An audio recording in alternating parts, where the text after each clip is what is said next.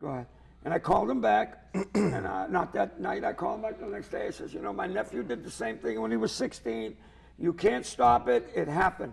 So don't feel any remorse. I mean, of course, you loved your friend, but don't feel guilty. It was not your doing, you know, and someone wants to take themselves.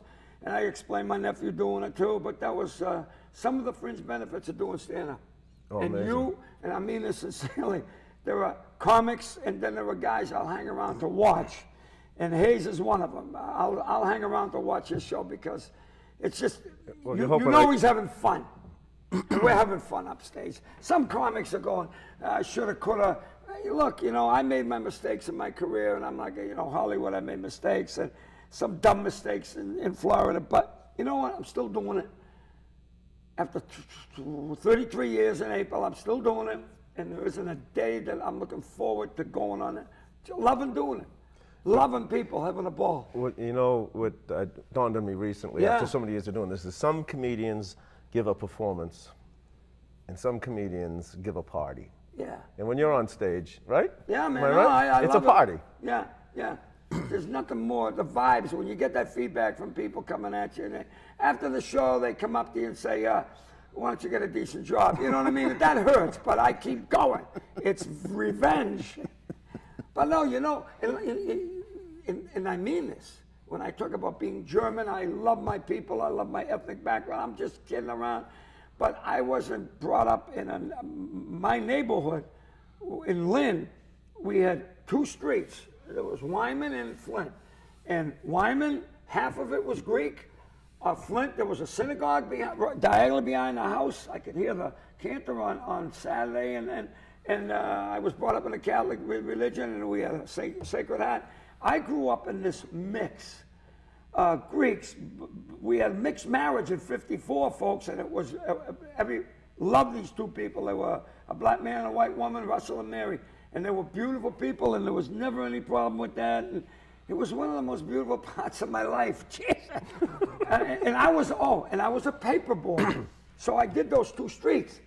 And I would go into the homes to get my, you know, it was a Sunday paper, and I would collect my money, and I'd sit in the room with the Greek people and explain their stuff, and the Jewish people would explain their stuff. I swear to God, those two streets gave me my education and my tolerance for other people, whatever you are.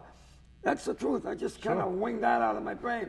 Because well, it also gave you your stand-up. And it gave me stand-up, you know, and like I said, the Irish people, I love them. They gave me a sense of humor and alcoholism, which I resent, you people. You cost every time I got to go to those meetings. And like the Jews, I hung with the Jews. I dated Jewish girls. I dated black girls. I dated Polish girls. I dated Greek girls, Irish girls. I dated anybody who would date me. And I get so much out of that multi-ethnic, cultural exposure. I never had that once. I was glad I was the only German in my neighborhood. I never had a friend named Fritz. It was always Sean, right? And, I mean, and all of the Greek Stefanos and the Jewish kid, the Seagulls up the street. Yeah, I mean, when I start talking, I go, boy, I was lucky to grow up in that real great little neighborhood. Yeah, it's kind of sad that we don't. Thank you. That we don't There's have no that more now. neighborhoods. No. People get bars on their windows. My mother and the neighbors, they talk out the window. The windows were open all night. Yeah, remember, people visited during the day, right? Yeah, no. You come home from school. Yeah. The place is full of the neighbors, Yes. relatives, the extended family. Oh yeah, extended family, and that's, yeah. I still got that. You know, I still see people from the old days, and there was this lady, Mrs. Camo, Canadian, French, Nova Scotian woman. Come on my house, then there was Anna Papazoglu, and it was good being brought up Catholic in a Greek neighborhood because you got two Easters. You got the eggs and the baklava. It was just an amazing trip. I used to look forward to the double Easters going, oh man, I'm going to eat good for the couple of... Zabudin! But yeah, man, yeah, I'm glad. And like I say, 7 decades later, and we haven't even talked about 7 decades later, never had a sick day.